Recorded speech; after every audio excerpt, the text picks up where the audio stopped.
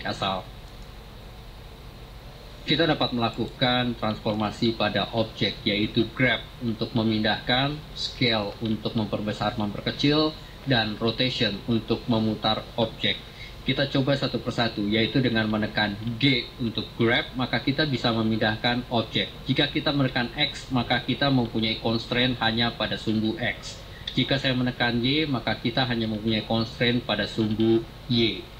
Kemudian klik kiri untuk konfirmasi. Saya tekan Ctrl Z untuk undo, kembali ke titik asal.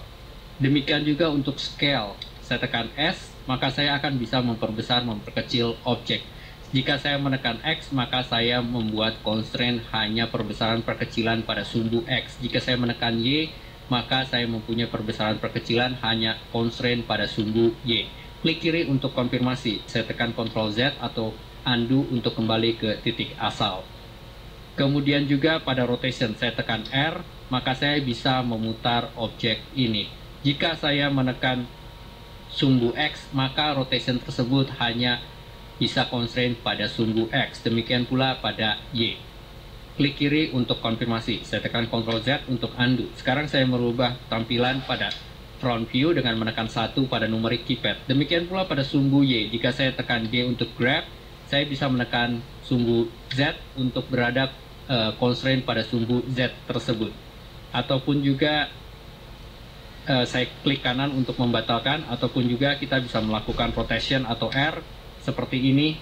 Kemudian saya tekan Z, maka perputarannya hanya berada pada sumbu Z. Demikian seterusnya. Saya klik kanan untuk membatalkan. Saya akan merubah posisi tampilan pada user view dengan perspective view seperti ini. Kemudian saya menekan 5 untuk berada pada perspektif. Jika saya menekan R, saya bisa memutar ke arah manapun juga. Jika saya tekan Z, maka saya mempunyai constraint pada sumbu Z. Perhatikan, jika saya menekan Shift, maka kita dapat melakukan perputaran secara perlahan atau halus.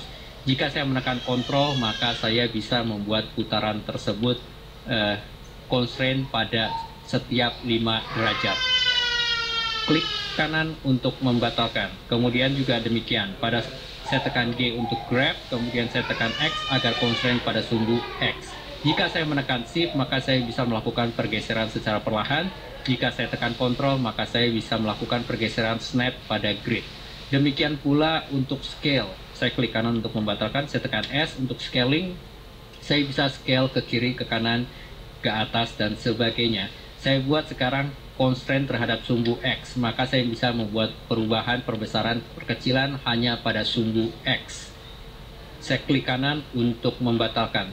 Jika saya ingin mempunyai constraint pada non sumbu Y, artinya perbesaran perkecilan tidak pada sumbu Y, maka saya bisa melakukan dengan Shift dan Y. Sekarang saya coba lakukan menekan S untuk scaling, kemudian saya tekan Shift dan Y, maka saya akan mempunyai perbesaran perkecilan hanya pada sumbu selain sumbu Y.